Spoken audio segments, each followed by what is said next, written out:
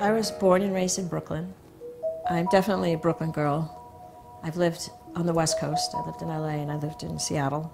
And I've lived upstate on a farm. And I've traveled cross country, driven cross country. And I think what a lot of New Yorkers, or what I take for granted here, is once you leave New York, there's a kind of shifting of gears that happens. And the energy, the pace is so fast here that I'm not even aware of how fast I'm moving most of the time. I'm not aware of it until I leave, until I get out of the city, and then I just kind of decompress.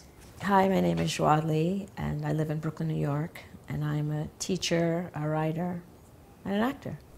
So we spent summers down south in Atlanta, Georgia, and in Alabama.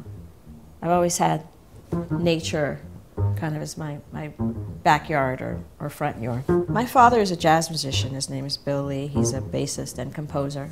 So I grew up in a musical household. I grew up with 4 brothers.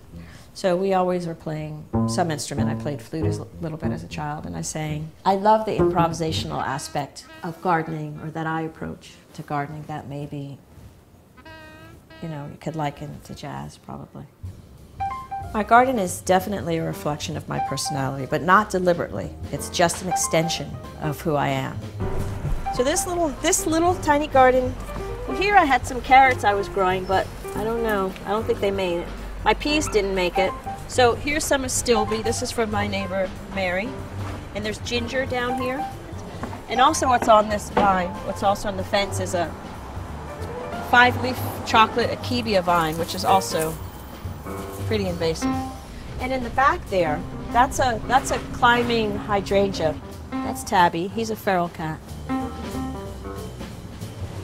I did eat a little bit out of the garden, just some lettuces. It'd be nice to have more of a balance. I find that in gardening, because in the loudest and most urban of places you can have your sanctuary, a little quiet, a little nature. I try to live my life according to my truth, and who I am.